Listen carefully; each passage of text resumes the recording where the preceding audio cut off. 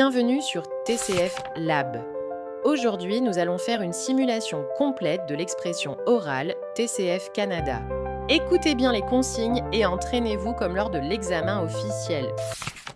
Bienvenue à l'épreuve d'expression orale du TCF. Cette épreuve de production orale dure 12 minutes. C'est un entretien en 3 parties. Les parties 1 et 3 se déroulent sans préparation. Vous avez 2 minutes pour vous préparer avant le début de la deuxième. L'entretien est enregistré. Votre entretien sera évalué 2 fois. Une fois ici, sur place, et une fois à France Éducation Internationale. À tout moment, vous pouvez me faire répéter ou reformuler un mot ou une question.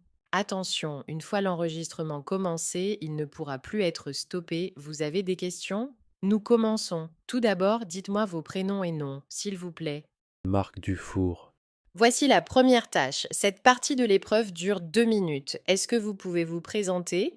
Je m'appelle Marc Dufour, j'ai 31 ans, je viens de Belgique et, actuellement, j'habite à Vancouver, en Colombie-Britannique. J'ai commencé à travailler comme développeur de logiciels il y a environ 8 ans, après avoir obtenu une formation en informatique et développement d'applications web. J'ai travaillé en Belgique pendant plusieurs années et il y a 3 ans, j'ai reçu une offre d'emploi au Canada pour continuer dans le même domaine. Dans l'avenir, j'aimerais consolider ma carrière au Canada et me spécialiser davantage dans l'architecture de systèmes.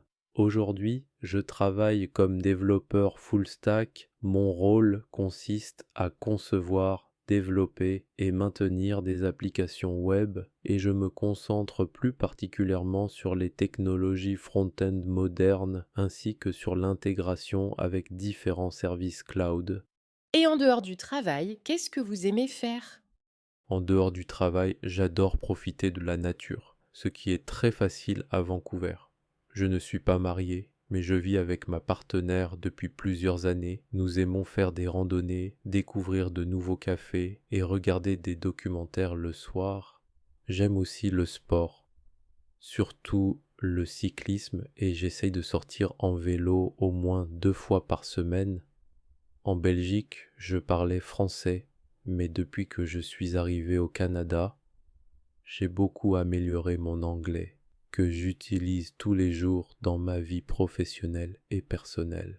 Maintenant, j'apprends également le français international pour maintenir un bon niveau et élargir mes possibilités de carrière. Tâche 2. Je vais vous donner un sujet. Vous devrez me poser des questions pour obtenir des informations. Vous avez 2 minutes maximum pour préparer vos questions. Vous pouvez prendre des notes, si vous le souhaitez, sur cette feuille. Après les 2 minutes de préparation, ou si vous êtes prêt avant, nous commençons l'entretien. C'est vous qui parlez en premier. C'est vous qui conduisez la conversation. L'entretien doit durer 3 minutes 30. Vous pouvez demander plus de précision ou faire répéter des informations. Je vous lis le sujet. Vous voulez visiter une région du Québec. Vous allez à l'Office du tourisme pour vous renseigner sur les hébergements dans cette région. Je suis l'agent d'information touristique qui vous accueille. Le temps de préparation est terminé, nous commençons. Bonjour, je voudrais avoir quelques renseignements sur les hébergements dans la région du Québec. Puis-je vous poser quelques questions s'il vous plaît? Bonjour, bien sûr, avec plaisir. D'abord, j'aimerais visiter la région de Charlevoix. Pourriez-vous me dire quel type d'hébergement on peut y trouver? Il y a un peu de tout, des hôtels, des gîtes, des chalets à louer et même des auberges en pleine nature. D'accord. Et à quelle période de l'année conseillez-vous d'y aller? L'été et l'automne sont les plus populaires. En automne, les paysages sont magnifiques avec les couleurs des feuilles. Ça doit être superbe. Et, en moyenne, combien coûte une nuit dans un gîte de la région? En général, entre 120 et 180 dollars la nuit, selon le confort et la période. Très bien. Y a-t-il des hébergements plus économiques pour les familles? J'ai une fille de 5 ans, alors je cherche quelque chose d'adapté. Oui, certains campings et petits chalets proposent des options familiales à prix réduit. Parfait. Savez-vous si ces hébergements offrent des activités pour les enfants? Oui, plusieurs établissements ont des aires de jeu, des fermes pédagogiques ou des randonnées adaptées aux jeunes enfants. Excellent. Pour les réservations, faut-il les faire longtemps à l'avance? Je le recommande, surtout pour l'été. Certains endroits affichent complet plusieurs mois avant. Je comprends. Pourriez-vous me dire où je peux trouver la liste complète des hébergements recommandés? Bien sûr, vous pouvez consulter notre site web ou prendre une brochure juste ici à l'accueil. Merci. Et comment puis-je me rendre à Charlevoix depuis Montréal? Est-ce qu'il y a des transports publics directs? Oui, il y a un train touristique en été, sinon vous pouvez y aller en voiture. C'est environ 3 heures de route. D'accord. Et le trajet en train est-il agréable? Le train longe le fleuve Saint-Laurent. C'est une des plus belles vues du Québec. Ah, ça me tente beaucoup. Y a-t-il des événements ou des festivals dans cette région pendant l'été? Oui, le festival de Baie-Saint-Paul et plusieurs marchés d'artisans locaux, c'est très vivant. Et dites-moi, quelles sont les spécialités culinaires typiques de Charlevoix qu'on peut goûter sur place? Vous trouverez beaucoup de produits du terroir, fromages artisanaux, cidre, chocolat et même de la viande de gibier. Oh, intéressant. Où peut-on acheter ces produits locaux? Plutôt dans les marchés ou directement chez les producteurs? Les deux, il y a des marchés hebdomadaires dans les villages et plusieurs fermes accueillant les visiteurs. En parlant de nature, y a-t-il des randonnées accessibles pour les familles? Pas trop longues, mais avec une belle vue? Oui, bien sûr. Le sentier du mont du lac des Cygnes est très populaire. 1 heure et demie de marche et la vue est spectaculaire. Parfait, ça me semble idéal. Savez-vous si on peut trouver des hébergements écologiques ou certifiés durables dans cette région? Oui, de plus en plus d'auberges adoptent des pratiques éco-responsables comme l'énergie solaire et les produits locaux au petit déjeuner. Super. Et pour finir, pourriez-vous me conseiller un endroit à ne pas manquer à Charlevoix? Sans hésiter, le parc national des Grands Jardins, les paysages y sont exceptionnels. Merci beaucoup pour toutes ces informations, c'est exactement ce que je cherchais. Avec plaisir, je vous souhaite un excellent séjour dans Charlevoix. Tâche 3. Je vais vous proposer un sujet. Vous allez vous exprimer sur ce sujet de façon argumentée, en utilisant des exemples, en justifiant vos idées, en essayant de me convaincre pendant 4 minutes 30 secondes. Voici le sujet. Quelles sont les 3 principales choses à réfléchir avant de se lancer dans un projet d'immigration au Québec? Expliquez. Eh bien, c'est une question à la fois complexe et essentielle, car immigrer n'est pas une simple démarche administrative, c'est un véritable projet de vie qui transforme profondément la personne et son entourage. Avant de se lancer dans un projet d'immigration au Québec, je pense qu'il est indispensable de réfléchir à 3 dimensions majeures: la motivation personnelle, la préparation concrète, professionnelle et financière, et la capacité d'adaptation culturelle et psychologique.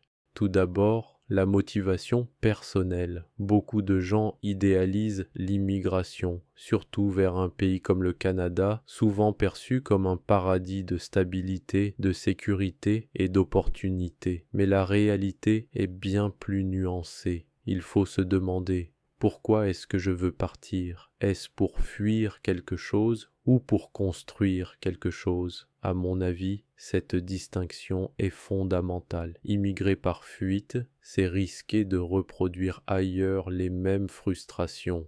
Immigrer par projet, c'est se donner la possibilité d'un nouvel élan. Ensuite, il faut évaluer la préparation concrète, professionnelle et financière. Au Québec, même si le marché du travail est dynamique, il ne suffit pas d'avoir de l'expérience ou des diplômes. Il faut comprendre les codes locaux, les attentes des employeurs, parfois refaire reconnaître ses compétences ou même reprendre des études. C'est une démarche qui demande à la fois patience, humilité et persévérance. D'un point de vue financier, il serait naïf de croire que tout se mettra en place rapidement. Le coût de la vie, notamment à Montréal ou à Québec, est relativement élevé et les premiers mois peuvent être déstabilisants. Il faut donc prévoir une marge de sécurité, non seulement pour subvenir à ses besoins, mais aussi pour traverser la période d'adaptation sans stress excessif. Enfin, le troisième aspect, et sans doute le plus délicat, et la capacité d'adaptation culturelle et psychologique. Beaucoup sous-estiment l'impact du choc culturel. Le Québec partage la langue française, certes, mais la culture québécoise a ses propres références, son humour, sa façon de communiquer. Ici, la hiérarchie est plus horizontale, la politesse plus directe, le rythme de vie différent. Il faut donc être prêt à se remettre en question, à observer, à écouter avant de juger. En d'autres termes, il faut se décentrer. Et ce n'est pas toujours facile, surtout quand on arrive avec des habitudes bien ancrées. L'intégration réussie passe avant tout par une ouverture d'esprit sincère et une curiosité bienveillante envers la société d'accueil. On doit aussi être conscient que le manque de repères, la solitude ou le sentiment d'étrangeté peuvent apparaître. C'est pourquoi il est essentiel de se construire un réseau, amis, collègues, associations d'immigrants. Ce sont ces liens humains qui font toute la différence. Pour conclure, je dirais qu'avant de se lancer dans un projet d'immigration au Québec, il faut réfléchir profondément à son pourquoi, préparer soigneusement son comment et accepter les conséquences de ce nouveau soi qu'on va devenir. Immigrer, ce n'est pas seulement changer de pays, c'est aussi se transformer soi-même. Et cette transformation, quand elle est bien réfléchie, peut être une expérience extraordinairement enrichissante, non seulement sur le plan professionnel, mais aussi sur le plan humain. Abonne-toi pour plus de simulations et de conseils réels.